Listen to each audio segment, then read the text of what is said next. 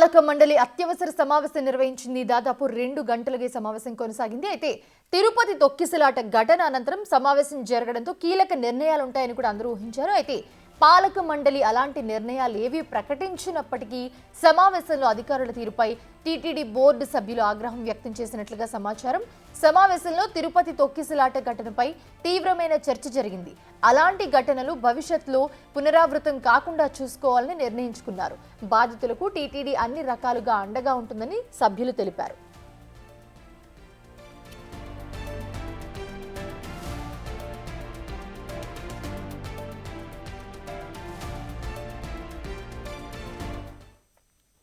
అభివృద్ధిలో పాలనలో భాగస్వామ్యం అవుతామని పాలక మండలి సభ్యులు తెలిపారు. అధికారుల నిర్ణయాలపై కాకుండా భక్తుల మనోభావాలకు అనుగుణంగా పనిచేస్తామని పాలక మండలి ప్రకటించింది.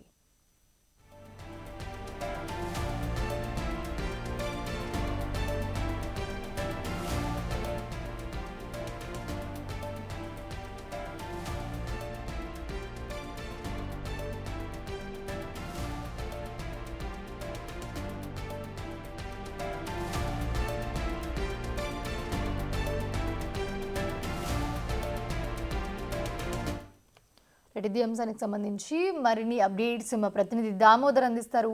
దామోదర్,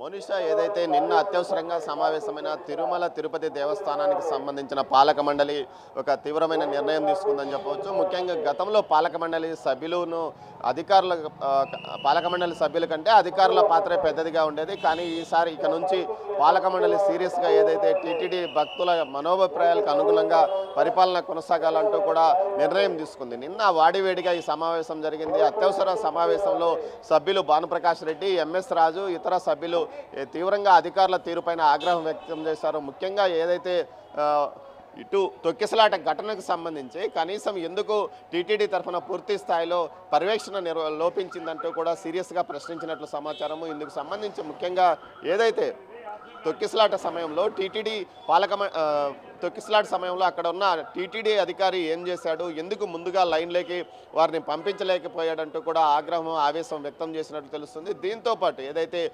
టీటీడీ అధికారులు కీలక నిర్ణయాల విషయంలో కూడా తమను సంప్రదించకుండా ఇష్టానుసారం వ్యవహరిస్తున్నారంటూ కూడా చైర్మన్ ఈ సమావేశంలో మాట్లాడుతున్న సందర్భంలో అయితే ప్రస్తుతం జరుగుతున్న సమావేశం దీనికి సంబంధించింది కాదు అంటూ కూడా సర్ది చెప్పడానికి ఈవో ప్రయత్నించగా, లేదు ఈ సమావేశంలో అన్ని విషయాలు చర్చించాలంటూ సభ్యులు పట్టుబట్టడంతో సుమారు 4:30 గంటల నుంచి 6 గంటల వరకు సమావేశం జరిగింది. ఈ సమావేశంలో ప్రతి ఒక్క అంశాన్ని, ముఖ్యంగా ఏదైతే పాలక మండలికి సంబంధం లేకుండా టీటీడీ తీసుకుంటున్న నిర్ణయాలపై ప్రశ్నించినట్టు తెలుస్తుంది. ముఖ్యంగా ఇటు వైకుంఠ ఏకాదశి సందర్భంగా జరిగిన వ్యవహారాలపైన, టోకన్స్ ఇష్యూ సెంటర్స్ పైన పెద్ద ఎత్తున ఈ విషయపైన వారు తీవ్రంగా ఆగ్రహం వ్యక్తం చేసినట్టు తెలుస్తుంది. మరోవైపు ఇక నుంచి టీటీడీ పూర్తి స్థాయిలో ఏదైతే టీటీడీ పాలక మండలి కానీ చైర్మన్ కానీ పూర్తి స్థాయిలో ఈ వ్యవహారంలో ఇక ముందుంటుంది. పాలక మండలి ప్రతి ఒక్క నిర్ణయంలోనూ ముందుగా తమ నిర్ణయాన్ని తీసుకున్న తర్వాతనే అధికారులు ఏదైతే ప్రతి నిర్ణయాన్ని అమలు చేయాలంటూ కూడా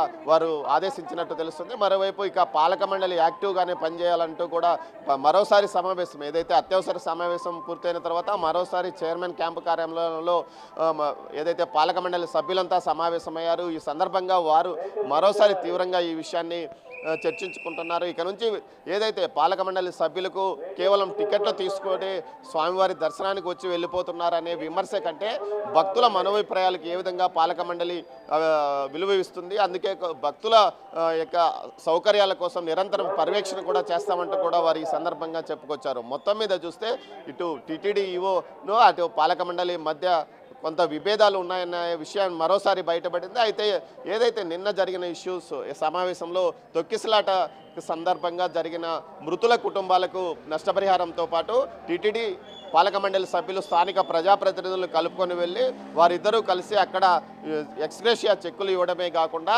ఏదైతే వారి కుటుంబ సభ్యులకు కాంట్రాక్ట్ ఉద్యోగం ఇప్పించడం, అదేవిధంగా వారి పిల్లల చదువు కూడా టీటీడీ విద్యా సంస్థల్లో చదువుకునే విధంగా చర్యలు తీసుకోవాలని తీర్మానించారు. టీటీడీ పిల్లల అయితే విద్యా సంస్థల్లో చదువు విషయాన్ని దాటవేయడానికి ఈవో ప్రయత్నించగా ఈ విషయం మీద టీటీడీ సభ్యులు పట్టుబట్టి ఈ తీర్మానాన్ని ప్రతిపాదించారు. దీనికి ఆమోదింపజేసుకున్నారు. మొత్తం మీద కొన్ని తీర్మానాల విషయంలో సమావేశంలో టీటీడీ పాలక మండలిని కాదని అధికారులు నిర్ణయాలు తీసుకుంటున్నారు. వాటిని ప్రతి ఒక్కటిని ఖచ్చితంగా పాలక మండలి ముందు ఉంచిన తర్వాతనే ఆ విషయాలు అమల్లోకి తీసుకురావాలని కొన్ని అత్యవసర విషయాలంటూ పేరుతో టీటీడీ పాలక మండలికి సంబంధం లేకుండా అధికారులు కొన్ని నిర్ణయాలు తీసుకోవడం, అదేవిధంగా ఇంజనీరింగ్ పనుల విషయంలో కూడా ఇదే పరిస్థితి కొనసాగుతుంది. ఇక నుంచి ప్రతి పనిని ప్రత్యక్షంగా అటు టీటీడీ పాలక మండలి సభ్యులు పర్యవేక్షణ చేస్తారంటూ కూడా వారు తీర్మానం చేశారు. దీంతో పాటు ప్రతి విభాగానికి సంబంధించి ఇప్పటికే కొన్ని విభాగాలకు పాలక మండలి సభ్యులను కేటాయింపజేశారు. వీరంతా కూడా ఆయా అంశాలకు సంబంధించి ఎప్పటికప్పుడు అధికారులతో రివ్యూలు నిర్వహించాలి. అసలు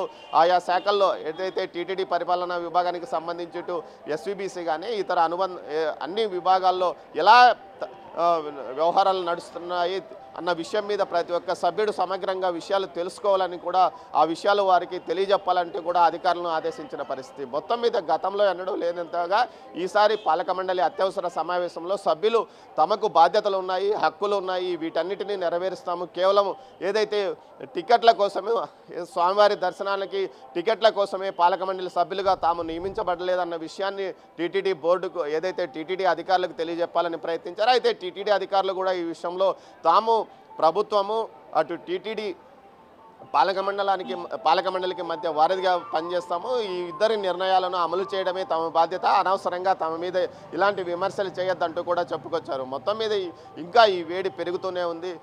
సీఎం ఏదైతే ఇద్దరిని సమన్వయంతో కలిసి పనిచేయాలంటూ ఆదేశించిన నేపథ్యమో, అదేవిధంగా ముఖ్యంగా మీడియా సమావేశంలో కూడా ఈ విషయాన్ని చెప్పారు. అటు పాలక మండలి సభ్యులు కూడా ప్రతి ఒక్కటి తమ బాధ్యతగా టీటీడీ తమ బాధ్యత, పాలక మండలి భక్తుల యొక్క విషయాలను పూర్తిగా పట్టించుకోవాలి, భక్తుల యొక్క సౌకర్యాలను నిరంతరం పర్యవేక్షించాలంటూ కూడా ఆయన ఆదేశించిన నేపథ్యంలో అందుకు అనుగుణంగానే తాము ముందుకు పోతామంటూ కూడా ఇటు పాలక మండలి సభ్యులు చెప్పారు. అయితే మొత్తం మీద అయితే ఇంకా అటు టీటీడీ ఉన్నతాధికారులు అదేవిధంగా టీటీడీ పాలక మండలి మధ్య విభేదాలు కొనసాగుతున్నాయనేది నిన్న అత్యవసర సమావేశంలో మరోసారి బయటపడింది. మోనిషా.